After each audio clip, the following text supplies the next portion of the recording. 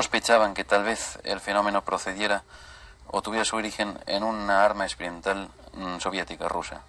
Entonces, dentro de la agenda de trabajo de los agentes americanos en los países del bloque soviético, entraba el informar inmediatamente sobre cualquier avistamiento de nuevos objetos volantes en la Unión Soviética. La voz de Andreas Faber-Kaiser, un investigador que yo escuché durante muchos años, una persona que estuvo siempre detrás del fenómeno OVNI y de temas conspirativos. Y en este podcast de Cruz Escribiente vamos a recordar algunas de sus mejores entrevistas, vamos a traer audios, por eso este podcast se llama Los Audios de Cruz Escribiente, de temas asombrosos, desde ovnis hasta casos increíbles. Así que prepárense porque este podcast va a estar lleno de revelaciones, casos asombrosos que nos llevarán a pensar que tal vez hay algo allí entre el espacio y el tiempo que nos mira, algo que tal vez no sea de este mundo. Así que abróchese los cinturones y escuche hasta el final, hasta el final, hasta el final, porque esto es Los Audios de Cruz Escribiente.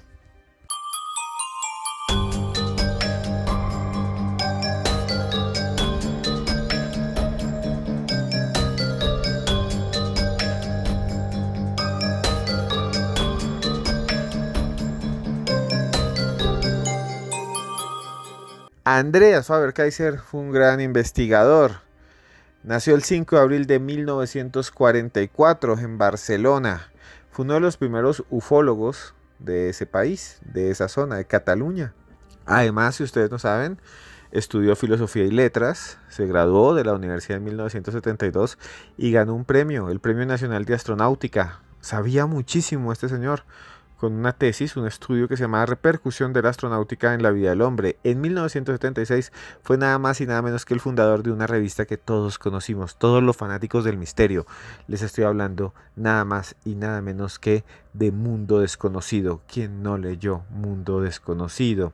Y además que hablaba muchos idiomas, hablaba alemán, sus padres eran alemanes, era de origen alemán, hablaba catalán, hablaba inglés, eran pocos los investigadores que hablaban tantos idiomas, hizo varios cursos en la Universidad Complutense de Madrid, además de eso escribió libros que se transformaron en bestseller y todavía hablamos de esos. Por ejemplo, Jesús murió y vivió en Cachemira, de 1976. Aquí mismo, en los audios de Cruz Escribiente, tenemos un podcast en el que se escucha la voz de Andreas Faber-Kaiser hablando de que Jesús realmente no murió en la cruz, sino murió y vivió en Cachemira.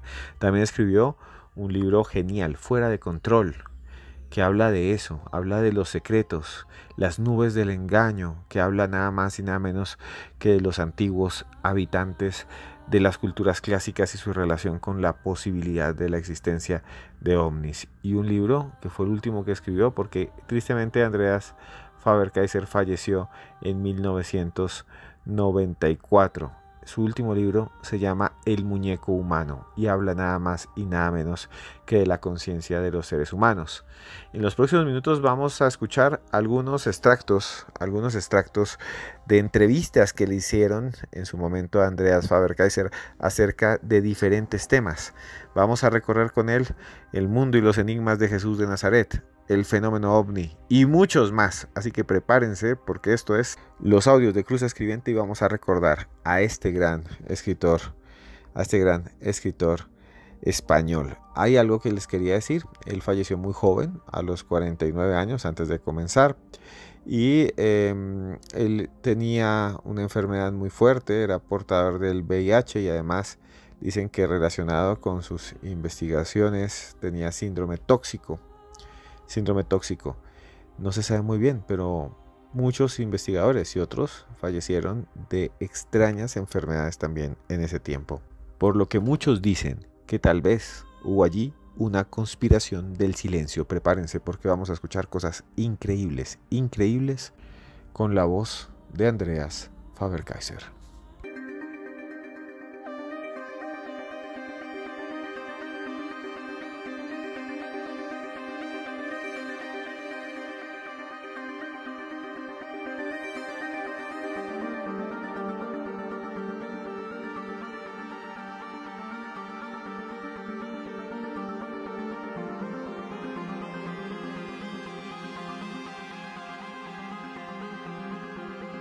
¿Existe la vida en otros mundos? Y si existe esa vida, ¿somos visitados? Es uno de los grandes enigmas de la humanidad. Andreas Faber-Kaiser habló de esos encuentros extraños, con ovnis, con aliens, con seres de otros mundos, con humanoides.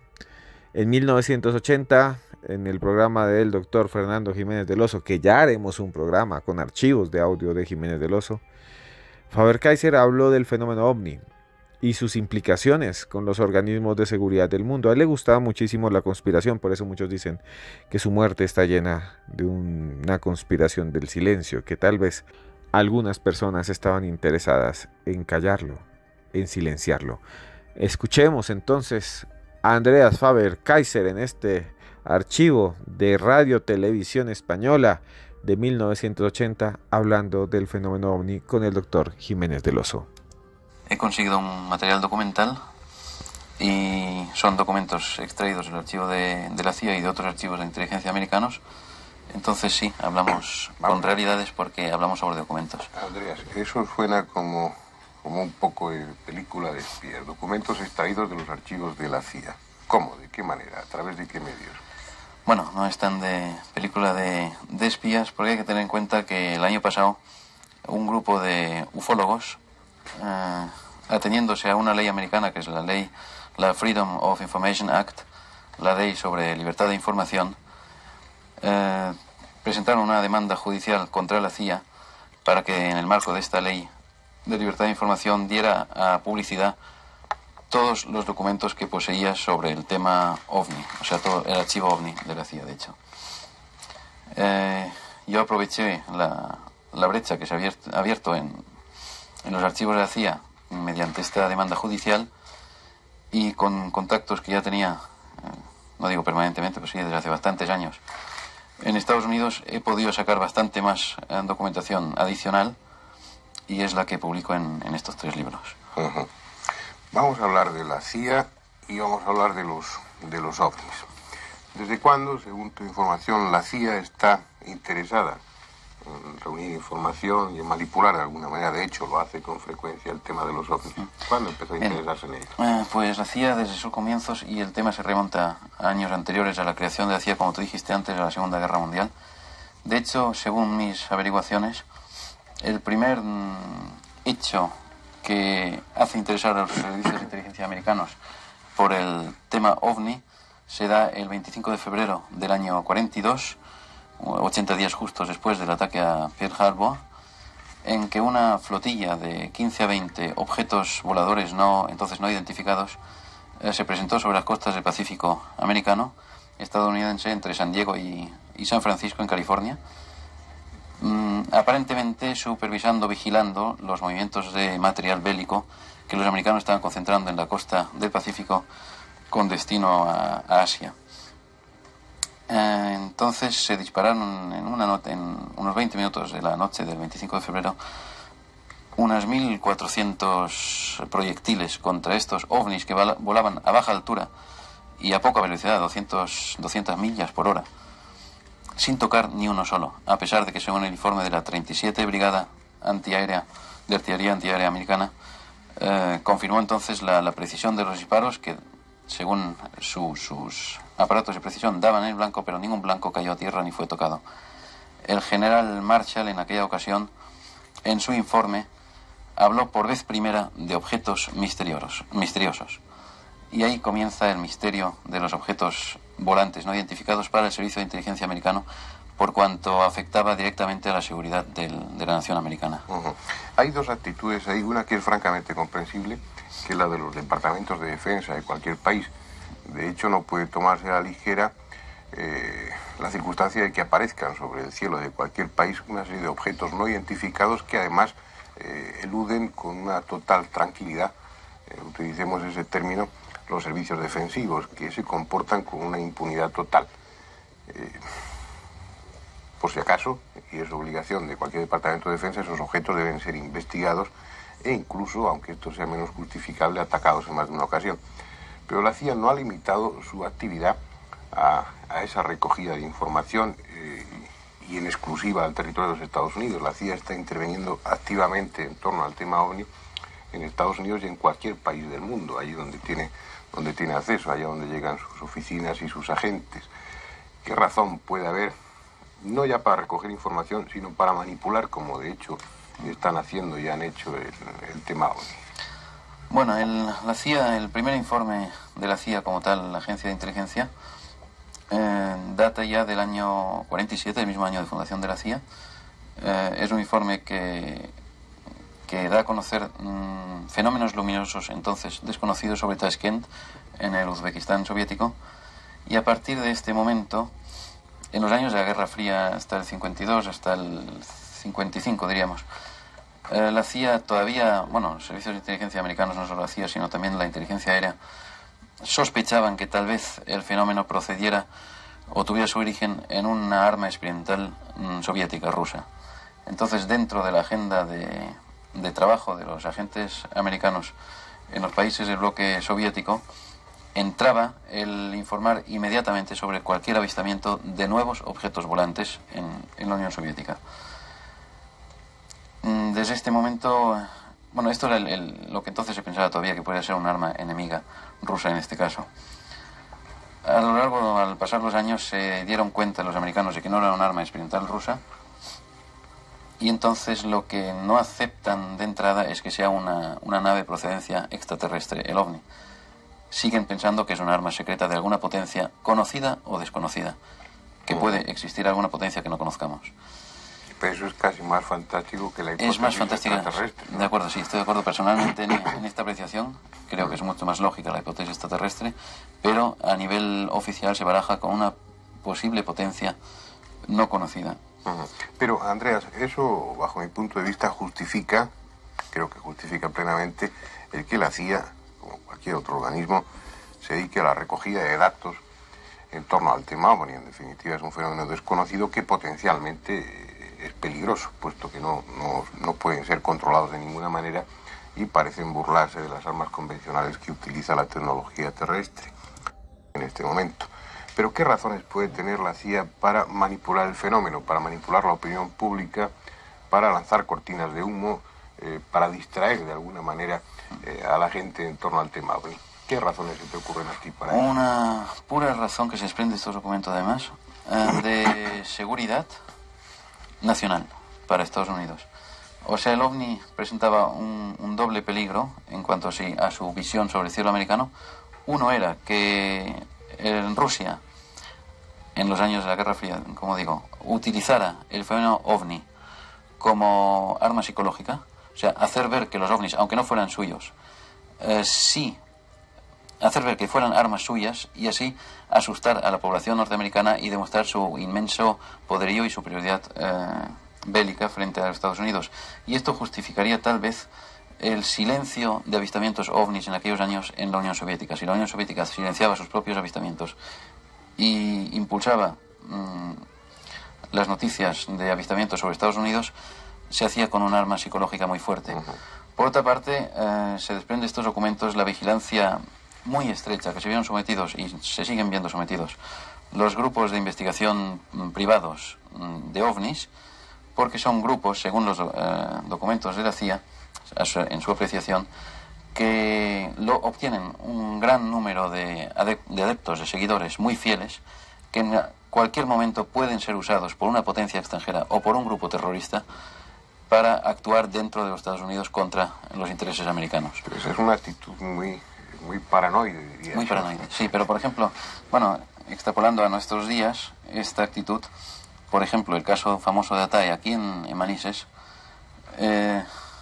no van a decir, aunque se haya presentado el tema en el Parlamento, estoy convencido que no va a haber ninguna respuesta, porque lo que no puede admitir el encargado de la defensa aérea de un país, en este caso España, y en el caso de la CIA, Estados Unidos, lo que no puede admitir es que exista, como tú dijiste antes, un objeto volante en el espacio aéreo que le concierne, que él es incapaz de controlar, no solo ya de controlar, sino de contrarrestar en caso de ataque. O sea, esto, antes que decir, soy incapaz de controlar esto, tiene que decir, esto no existe a la población. Y ahí nacen las cortinas de humo. Ya. Bueno, pues eso es una manipulación descarada de todas las personas que andamos a pie por los países, ¿no? Y significa un descrédito de todos los que investigamos estos temas. Pero bueno, sus razones tendrán. Y a ellos pienso que con el tiempo los que quedan en ridículo, una forma evidente, son los departamentos de defensa de cualquier país al negarse a admitir una evidencia. Es como tomar la postura del avestruz, de hundir la cabeza en la arena para no ver la realidad, ¿no? Para no ver el peligro. Yo ahí si permites, te diría que estoy convencido que el día que se demuestre que la procedencia del OVNI es extraterrestre, los servicios de inteligencia dejan de interesarse por el OVNI. O sea, el único interés que tienen es la defensa de su país o de sus intereses.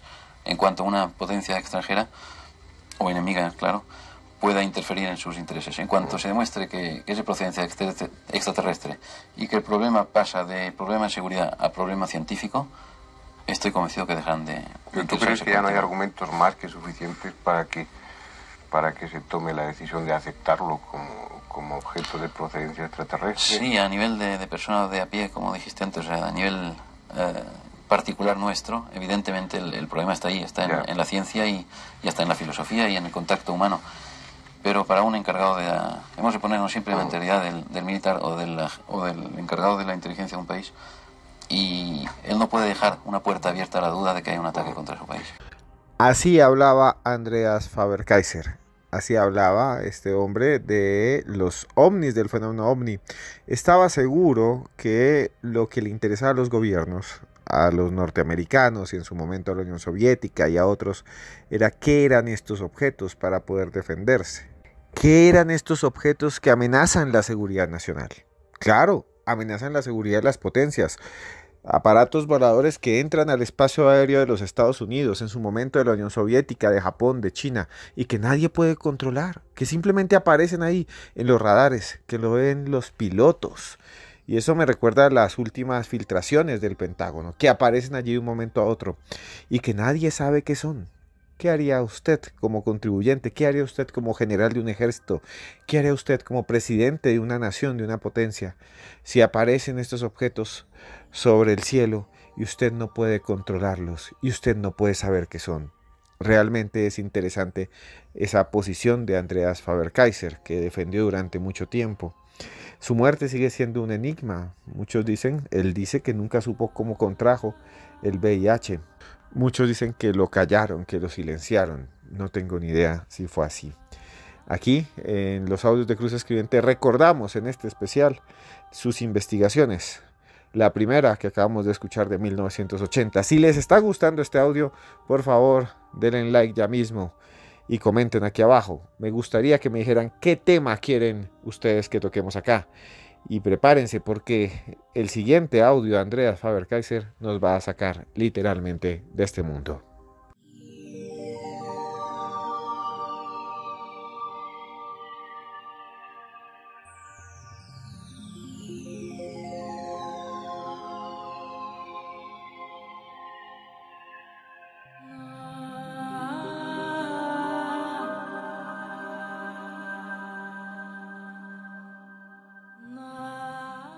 ¿Qué son los dioses? ¿Qué son los ángeles? ¿Son realmente eso? ¿Dioses? ¿Ángeles?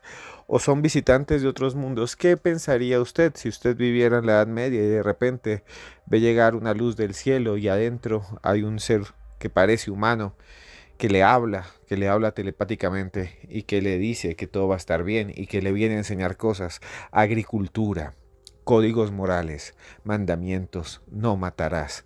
¿Qué son esas luces que hay sobre el cielo?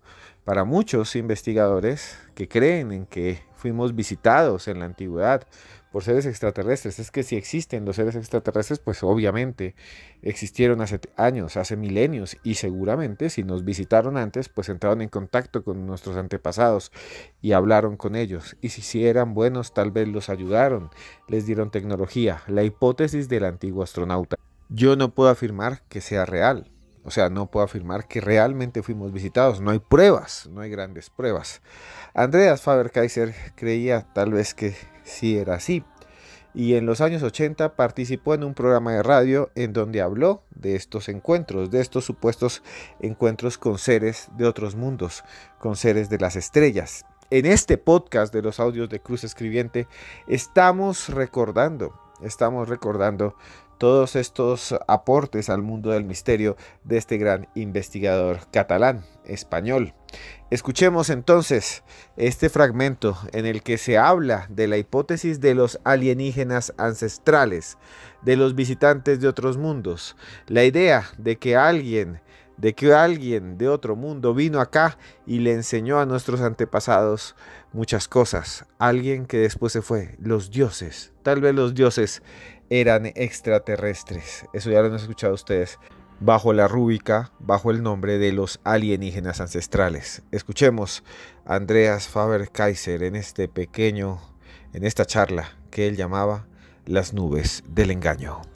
En Cuba, según mis informaciones, se detuvieron a bastantes testigos de este fenómeno. Un hombre que estaba buceando fue llevado a un hospital con un ataque de histeria.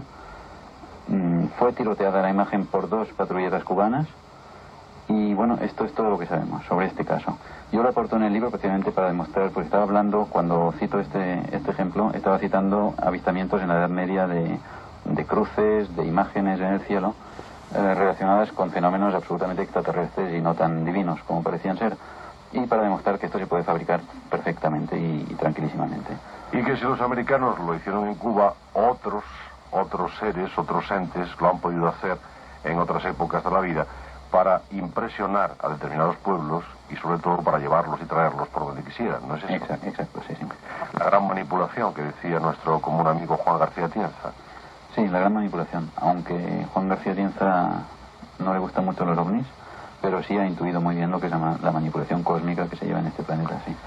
Y si quieres, nos explicamos un poco esta manipulación en su aspecto global, muy rápidamente. Bueno, y sin prisa, porque yo creo que... ¿Tenemos tiempo? Sí, tenemos tiempo. Aparte de que creo que lo más importante que hay en tu libro, Las nubes del engaño, o al menos está subyaciendo en cada una de sus páginas, está subyaciendo esa gran manipulación, que no tiene nada que ver con el libro de Atienza, ni mucho menos, sino que tú precisamente recurres a pruebas históricas a través de las cuales nos vienes a demostrar o intentar demostrar, puesto que Andreas Faber-Kaiser nunca asegura nada taxativamente, lo pone siempre en tela de juicio, para que los demás seamos los que decidamos, pues que a través de la historia alguien nos ha estado manipulando, alguien nos ha estado manejando. Entonces sí, hablemos globalmente de esta gran manipulación, que a través de imágenes, que a través de luces hemos sufrido, padecido o quizá para algunos disfrutado, yo no lo sé. Bien, te voy a dar un par de citas primero. Por ejemplo, Benjamin Disraeli, en el siglo pasado, en su obra Königsberg, ya dice que el mundo está gobernado por personajes muy diferentes de aquellos que creen los que no están detrás de las cortinas del teatro. Que realmente los gobernantes no son quienes gobiernan este mundo. Esto estoy absolutamente convencido hoy en día. Hay una correspondencia de la secta de los Illuminati, los Iluminados, concretamente entre un italiano Mazzini y un inglés Pike en el siglo pasado, hace más de 100 años, en que ya están diseñadas las 3 mundiales, las 2 que conocimos y una que tiene que venir. Y muy concretamente con los motivos para los cuales se han diseñado estas guerras, como por ejemplo la Primera Guerra Mundial para debilitar a Europa, la Segunda Guerra Mundial para fomentar la creación del Estado de Israel. Y aquí viene algo que quería comentarles. Andreas Faber-Kaiser también fue un maestro de lo que consideramos como la conspiración. Y en Las nubes del engaño él dice que las guerras mundiales fueron diseñadas. Una teoría que después recogería a Dan Brown y también a los Illuminati, a la idea de que existían los Illuminati. Recogieron estas historias, recogieron estas antiguas leyendas, o para muchos verdades, de grupos ocultistas que controlan el mundo, los grandes conspiradores, los grandes titiriteros, el Priorato de Sion, los Illuminati, el Club Bilderberg, que también presentará años después Daniel Stulin. También hablaremos de ellos. Si les gusta la conspiración, díganme aquí abajo y obviamente haremos programas. Sigamos escuchando a Andreas Faber-Kaiser. Les pido disculpas si en este audio hay algunos problemas, porque es un audio muy antiguo, tiene más de ya 40 años. y entonces pues es difícil, ¿no? A veces la calidad no es tan buena, pero sigamos escuchando en este especial de los audios de Cruz Escribiente Andreas Faber-Kaiser. Y la Tercera Guerra Mundial, que esperemos que no llegue, para usar el Estado de Israel para enfrentar el mundo del judaísmo con el mundo islámico y provocar una tremenda guerra de destrucción planetaria. Pero hay también otras inteligencias que están equilibrando el escenario mundial de estas guerras muy sabiamente. En el año 1981, o sea, hace 3 años, apareció un libro interesante, Life Itself, La vida misma, de un autor muy conocido, que es Francis Crick, que fue el premio Nobel que descubrió la estructura del ADN, un bioquímico inglés. Y en esta obra él afirma, hace escasos 3 años, que fuimos creados por una supercivilización del espacio, creados, fabricados, que en la Tierra hubo una siembra, una infectación de la masa originaria terrestre con unos microorganismos programados para que en un futuro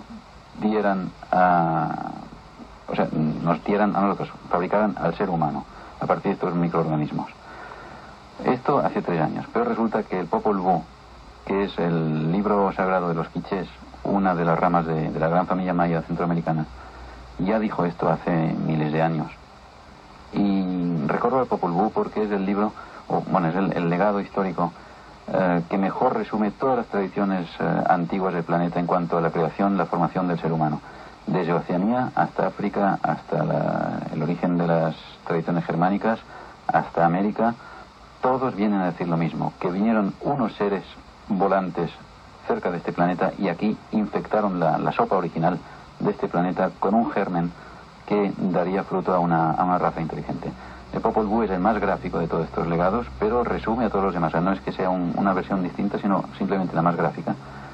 Y la resumo rápidamente. El Popol Vuh dice que los hacedores, los fabricadores, no habla de dioses, sino de hacedores, fabricadores celestes, quisieron fabricar un muñeco que les adorara y les nutriera, les sirviera de alimento en este planeta. Entonces fabrican un muñeco de madera que funciona perfectamente, se mueve y funciona bien. Lo único que no tenía inteligencia. Entonces ellos realizan una asamblea entre ellos, los fabricadores, y dicen, bueno, nos ha salido perfecto, pero no nos adora. No es inteligente, por lo tanto no nos adora como sus creadores, como sus formadores. Por lo tanto no nos sirve. Entonces el diluvio, según el Popol Vuh, nace de la destrucción de este primer intento. Además ellos dicen, fue solamente un intento, un proyecto de humanidad. Lo destruyen con el diluvio y entonces intentan un nuevo ensayo y fabrican un muñeco perfecto que ve tanto como ellos, oye tanto como ellos y tiene la inteligencia misma de Dios. Está hecho a imagen y semejanza total de los formadores, de los hacedores.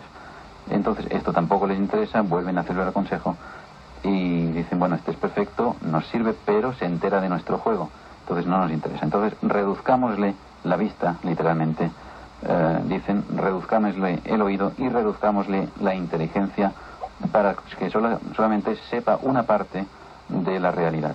Y entonces le ajustan este muñeco, le ajustan las clavijas como nosotros le ajustamos el motor de un coche de carreras, lo ajustamos tal vez para que no corra tanto. Y bueno, este muñeco perfecto reajustado somos nosotros hoy en día. Y bueno, esto que empieza con el Popol Vuh, con el origen de la humanidad en todas las antiguas tradiciones, acaba en, por ejemplo, un libro como el del premio Nobel Francis Crick, pues confirmando que según sus estudios fuimos fabricados por una supercivilización del espacio. Fuimos construidos, conquistados, creados por una supercivilización del espacio, una teoría que muchos esgrimen todavía. La idea de que fuimos construidos por los arquitectos, por aquellos que vinieron de las estrellas. Así lo explicaba Andreas Faber-Kaiser en este especial que hacemos de los audios de Cruz Escribiente. También les quería recordar que tenemos un nuevo podcast que es Video Podcast. Ahí pueden vernos, pueden observarnos. Es mucho más dinámico, ustedes lo pidieron. Simplemente escriben Historias Paranormales con Esteban Cruz ahí en el buscador de YouTube y ahí nos pueden ver. Suscríbanse, es gratis. Y bueno, si nos quieren apoyar con ese trabajo que hacemos cada 2 días que es tan duro, simplemente nos pueden dar un super chat, nos pueden enviar un corazoncito cualquier cosa nos sirve a nosotros para seguir trabajando muy duro en el misterio. Quisiéramos hacer muchas cosas, quisiéramos viajar, quisiéramos entrevistar personas por todo el mundo, pero pues esto lo hacemos prácticamente con un micrófono a las 12 de la noche, como lo estoy haciendo ahora, como seguramente lo hizo Andreas Faber-Kaiser, por pasión, por amor al misterio. Nos queda un tema interesante que tiene que ver con Jesús de Nazaret, así que no se mueva, prepárese, porque este último fragmento, este último audio de ese gran investigador español es realmente enigmático.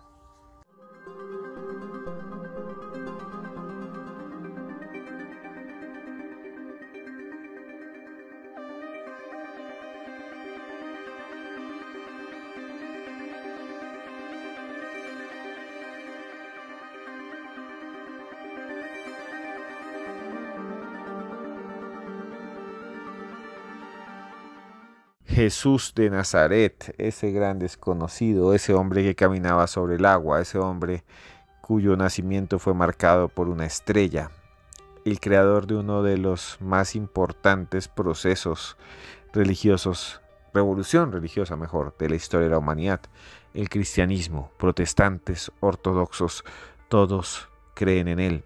Usted y yo crecimos en un mundo cristiano seguramente, y a pesar de que seamos o no creyentes, compartimos los valores de Jesús de Nazaret. Son historias increíbles, son historias que muchos relacionan con muchos fenómenos, con la divinidad, una representación de Dios, Dios hecho ser humano, caminando sobre la tierra, teniendo compasión de los demás.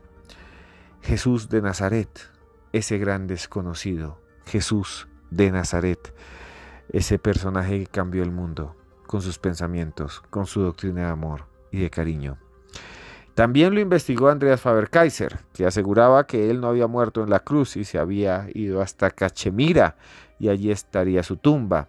Pero también él analizó varias de las situaciones y experiencias de Jesús de Nazaret.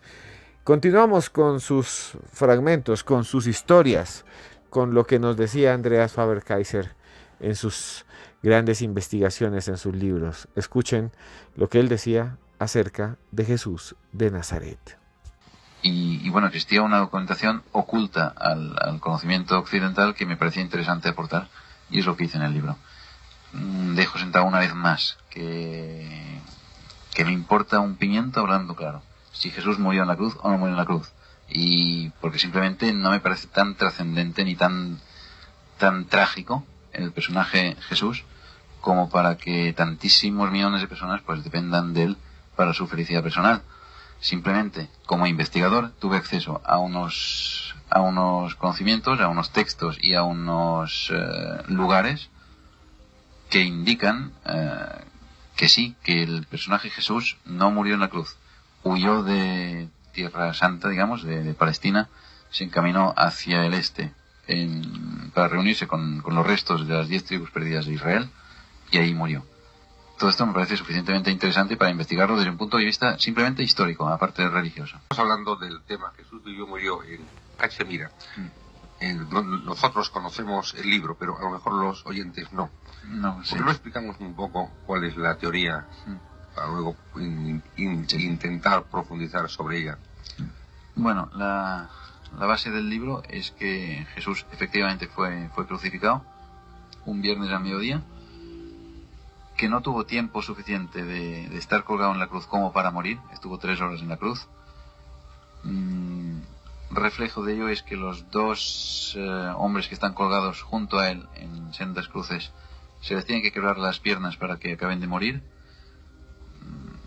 Aquí hay todo un análisis del lienzo de Turín, por ejemplo, que cada vez más se está evidenciando que realmente es el lienzo que envolvió el cuerpo de Jesús, para, a través de los puntos de sangre que en él se reflejan, demostrar que Jesús estuvo vivo en el momento de ser bajado de la cruz. Los puntos de sangre que existen en la región en donde estaba su cabeza, en los brazos, en los costados, de sangre líquida, demuestran que aquel cuerpo seguía vivo, no estaba muerto, no se había agolpado la sangre en las partes bajas de las piernas como tendría que haber sido en caso de estar muerto.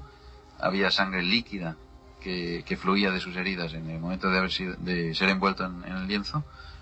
Por otra parte, los puntos de sangre de la lanzada que le dio el centurión romano demuestran, o sea, ahí sale sangre líquida mezclada con agua por el costado, que la Iglesia, o el Vaticano en este caso, seguía diciendo hasta hace muy poco que era debido a que la lanzada tocó una cavidad del corazón en la que había quedado estancada sangre líquida, y que esto de la sangre y el agua que surgieron por esta herida. Sin embargo, los puntos de entrada y salida de la lanza demuestran que pasó por encima del corazón, que en ningún momento tocó la lanza del corazón de Jesús. Todo esto suponiendo que el lienzo de Turín se confirme finalmente que sea realmente el lienzo que envolvió el cuerpo de Jesús. Fue bajado de la cruz con vida, como digo, fue entregado a José de Arimatea, no a sus enemigos, curiosamente, sino a José de Arimatea. Antes hay que hablar de Pilatos. Pilatos es un hombre que en el momento que no estaba de acuerdo con la muerte de Jesús, que se vio obligado a ayudar en el juicio en contra de Jesús porque le iba a su cargo de gobernador romano, porque los judíos le acusaron de que si no mataba a Jesús, ellos denunciarían a Roma, al gobierno central en Roma, de que había un revolucionario en Palestina, que era Jesús, que estaba atentando contra el gobierno romano, y que él estaba consintiendo a este terrorista en su territorio. Entonces, entre perder su cargo y matar a Jesús, pues optó por matar a Jesús. Hay una parte clave en el momento en que Pilato se lava las manos, porque hay dos interpretaciones que no, hasta el momento es imposible de desvelar cuál de las dos es la auténtica. Lavarse las manos en el juicio podía suponer tanto el decir, bueno, yo me lavo las manos de este juicio y no estoy de acuerdo, por lo tanto me lavo las manos, como podía decir, según la costumbre judía, que lavarse las manos quiere decir que sentencia definitivamente. O sea, el momento de lavarse las manos es que acaba el juicio y está de acuerdo con el juicio. Son los dos puntos opuestos, y convendría saberlo, y esto creo que no se va a saber nunca, cuál fue la intervención que Pilatos le dio en el momento de lavarse las manos. Si era para decir que no estaba de acuerdo, o precisamente que acaba de sentenciar la muerte de Jesús. Sea como sea, en el cuerpo no se entrega curiosamente a sus enemigos, sino que se entrega a un amigo de Pilatos y de Jesús, a José de Arimatea, que ofrece su sepulcro, amplio sepulcro en el que cabían perfectamente 3 personas de pie, para depositar el cuerpo. Se llama a un amigo de Pilatos y de José de Arimatea, que es Nicodemo, el médico que cura las heridas de Jesús en este sepulcro. Bueno, aquí lo digo así muy por encima, pero en el libro está documentado todo esto con textos y con los textos que hablan de ello.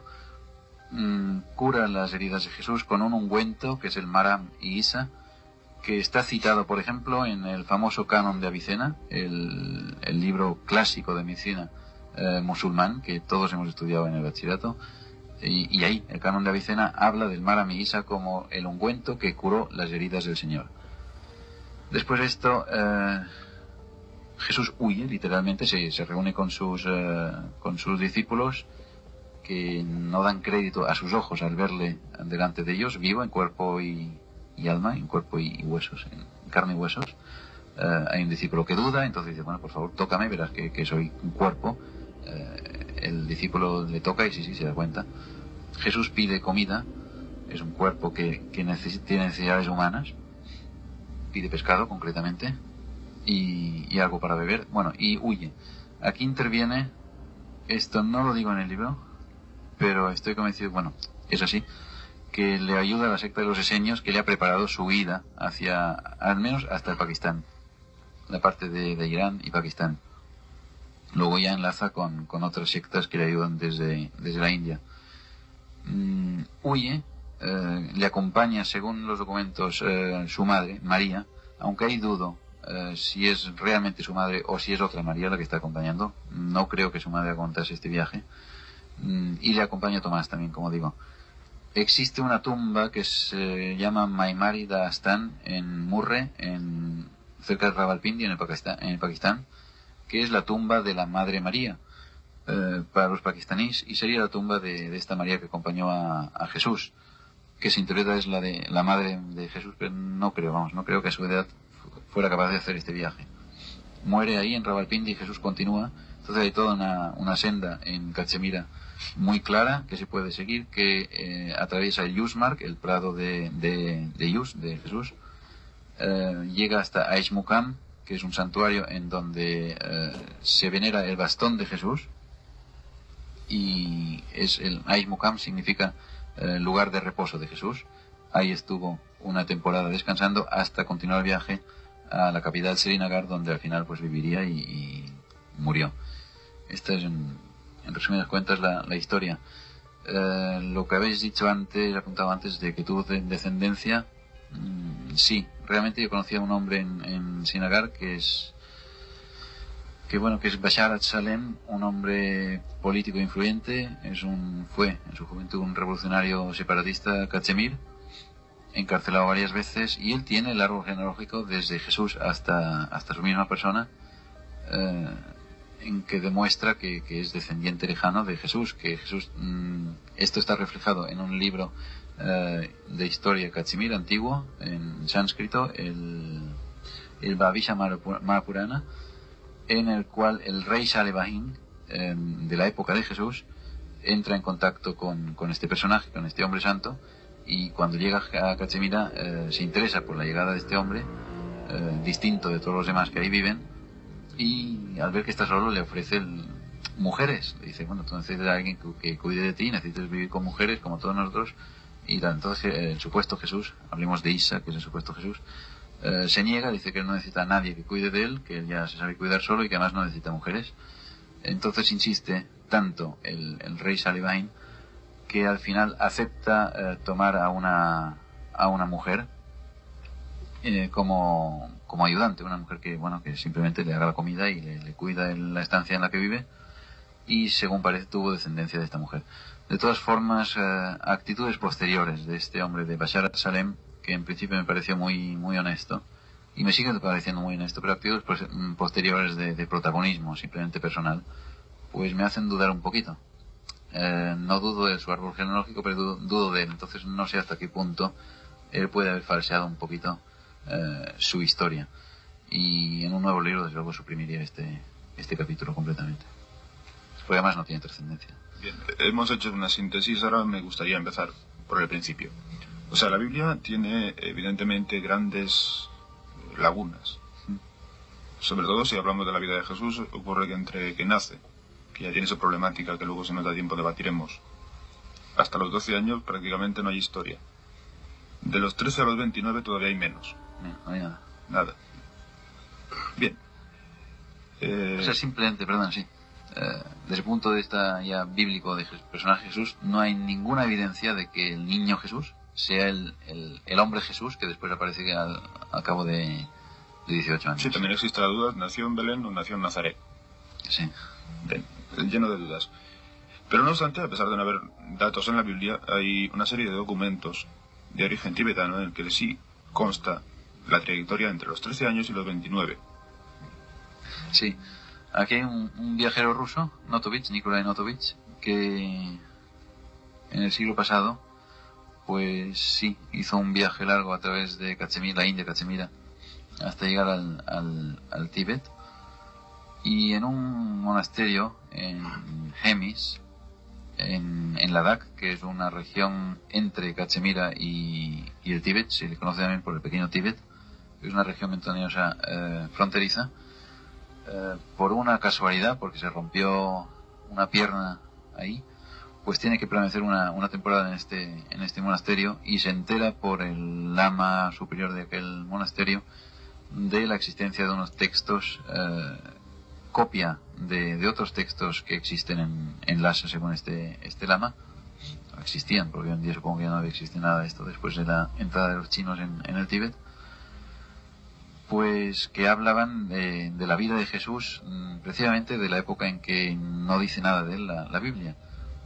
Sería un primer viaje de Jesús a la India, en el que no fue al norte directamente, sino que hizo toda la ruta de la India del sur, bajando por el flanco occidental de la India hasta el sur, hasta Madras, y sube por el lado oriental para luego pasar al Tíbet y ahí tener acceso a los conocimientos tibetanos, que son los que de hecho, y budistas, que son los que luego aplicaría en Tierra Santa. De hecho, fue una época de aprendizaje del lamaísmo y del budismo por parte de Jesús, para luego aplicarlo en sus propias enseñanzas en Palestina. También existe la duda de que si el Jesús que aparece a los 30 años es el mismo que nació en Belén. No hay ninguna posibilidad de demostración de que sea el mismo. Puede serlo y puede no serlo, no lo sabemos. Pero sobre esto, dado que pueden existir numerosos, bueno, que existen y en el Antiguo Testamento así aparecen numerosos Jesús, también puede surgir otra duda. Si el Jesús que murió y vivió en Cachemira no puede ser otro Jesús, distinto del Jesús de Nazaret, o distinto del que se dice que murió en la cruz. O sea, esta relación concretamente entre Jesús que muere, que es crucificado, y el Jesús que luego aparece en Cachemira. Porque si dudamos de que el Jesús que nace sea el Jesús que muere, también podemos dudar de que el Jesús que muere sea el Jesús. O sea, el Jesús que es crucificado es el que luego muere en Cachemira. De acuerdo, sí, estoy de acuerdo. Y existen lagunas y además lo digo, o sea, hablo de una salida de Jesús de la cruz con vida, huyendo de Palestina, y un Isa, supuesto Jesús, que en la misma época aparece en Cachemira diciendo que procede de Occidente, que fue crucificado por sus enseñanzas en Occidente.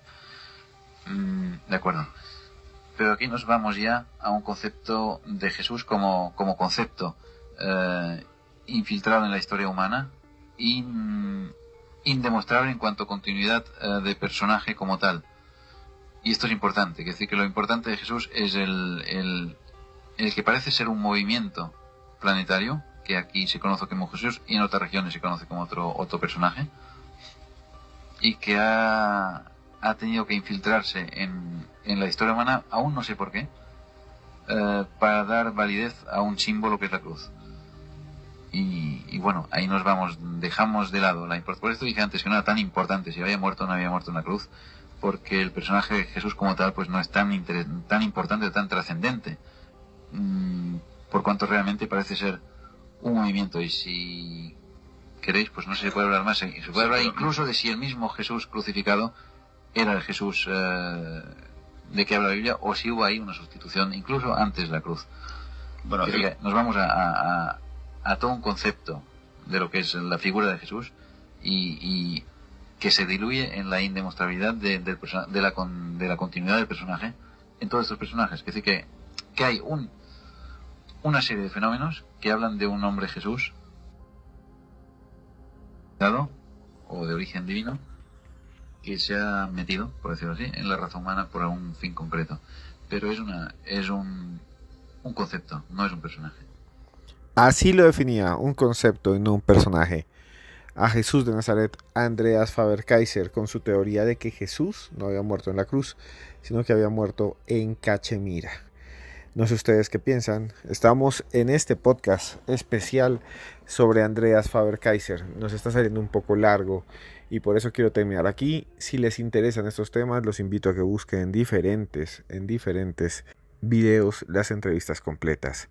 Pero no nos vamos a ir porque viene un mensaje muy importante aquí en los audios de Cruz Escribiente.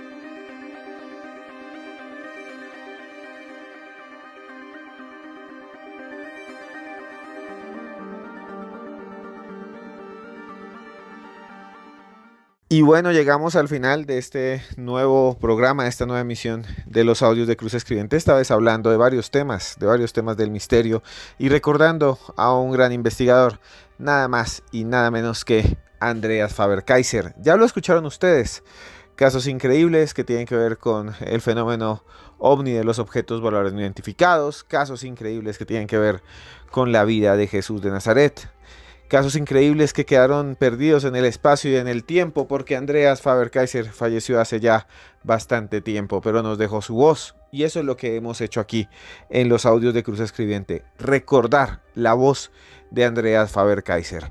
Si les gustó este programa, por favor denos like. Ya hemos hecho otros sobre Salvador Freixedo, hemos hecho varios con voces de personas que ya no están con nosotros. Nos han acompañado aquí grandes investigadores como JJ Benítez. Eso es lo que hacemos nosotros aquí en los audios de Cruz Escribiente. Si usted tiene una historia, si usted quiere enviarnos una historia, comunicarse con nosotros, lo puede hacer. Coloque aquí en sus comentarios, coloquen aquí su opinión, díganme que quieren ser entrevistados sobre un tema en específico. Muchos de ustedes han hecho parte de este programa que ya va a cumplir 3 años, los audios de Cruz Escribiente. Pero bueno, como ustedes me solicitaban durante mucho tiempo, siempre me habían dicho que por favor querían que no fuera solo en audio, sino en video, pues les hemos hecho caso y tenemos un nuevo canal, un canal que se llama Historias Paranormales con Esteban Cruz. Así se llama, Historias Paranormales con Esteban Cruz en YouTube.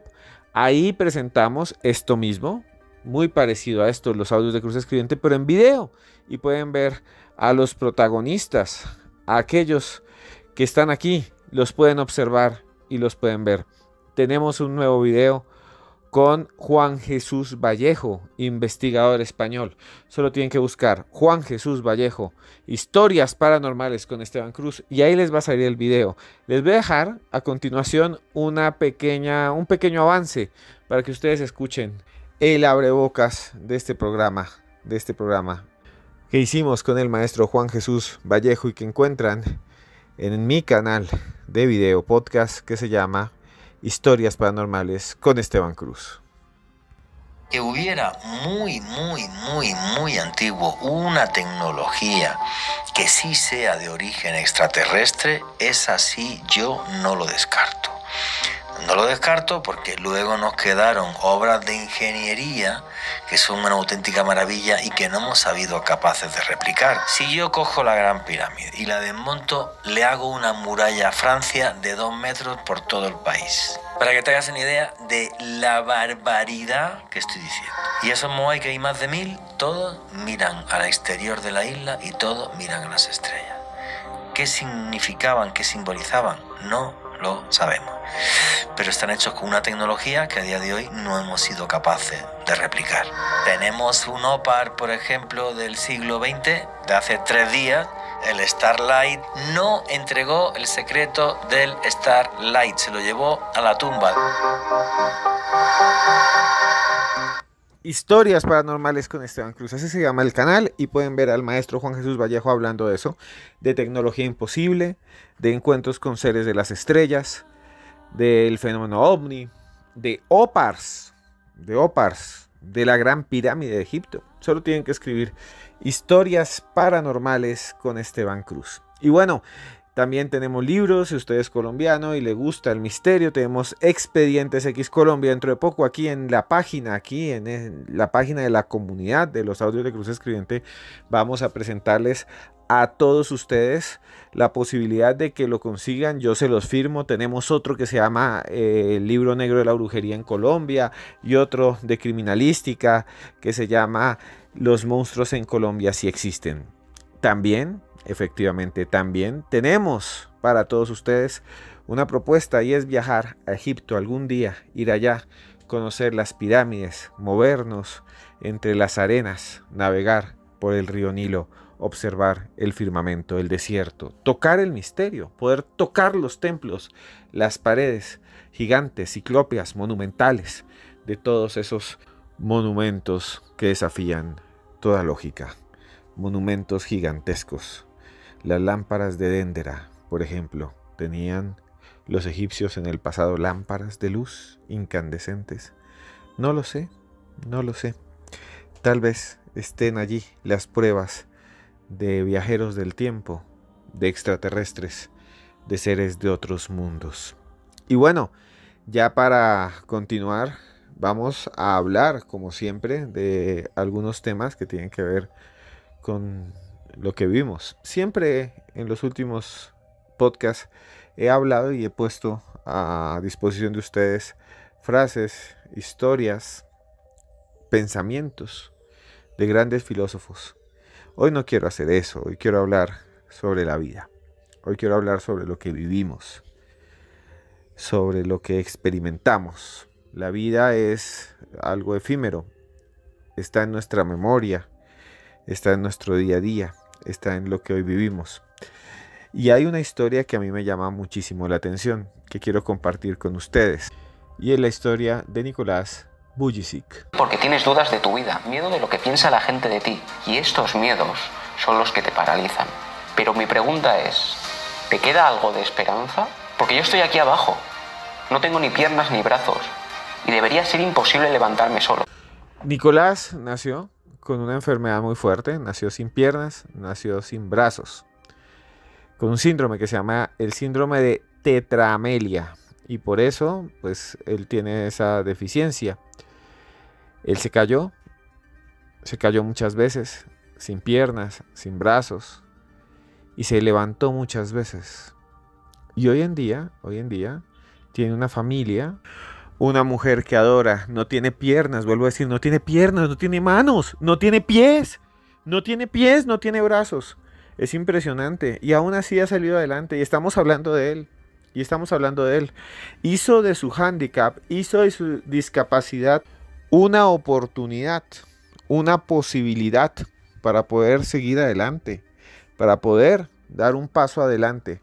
Eso es lo que hizo este señor, Nick Vujicic. Y él lo dice y lo afirma así. Y nosotros que tenemos 2 piernas, y nosotros que tenemos 2 brazos, y nosotros que podemos caminar, y nosotros que todos los días nos levantamos para salir adelante, como usted y como yo, y no tenemos esos problemas, a veces nos quejamos. Yo mismo me quejo. Y cuando veo esta historia, la historia de este señor, digo, ¿por qué me estoy quejando? ¿Por qué me estoy quejando si puedo hacer lo que quiera? Si lo que me limita soy yo mismo, si lo que me impide correr, hacer ejercicio, trotar, soy yo. Y aquí es cuando le quiero decir a usted algo que siempre he dicho: podemos hacer lo que queramos. En la vida casi podemos hacer lo que queramos. Nicolás Vujicic nació sin piernas y sin brazos. Y hoy se ha convertido en un fenómeno mundial. Sus conferencias se llenan. Vive muy bien. Gracias a su trabajo, viaja por el mundo. Nos inspira a muchos con lo que estoy diciendo. ¿Y por qué nosotros no? ¿Podemos hacerlo? Claro que sí. Podemos lograrlo. Solo dar un paso adelante. Solo empezar. También había escuchado una frase de un gran viajero que se llamaba Héctor Mora, que falleció ya en Colombia. Y Héctor Mora decía algo muy interesante. Él decía, si quieres viajar por el mundo, simplemente tienes que darte a ti mismo la oportunidad de dar un paso afuera de tu casa. Muchos de ustedes lo hacen. Muchos de ustedes están luchando allá afuera, lejos de su casa, lejos de su país, por conseguir cosas. Son unos valientes. Para ustedes todo mi cariño, para ustedes todo mi amor. Cuando uno observa, cuando uno cambia, cuando uno va a otros lugares, cuando uno se arriesga, crece. Cuando uno se queda quieto, se estanca. El agua cuando se mueve, se vuelve pura, se oxigena, se vuelve limpia. El agua cuando se empoza, se vuelve un estanque, se pudre, se vuelve venenosa. Usted es agua que se mueve. Usted no es estanque.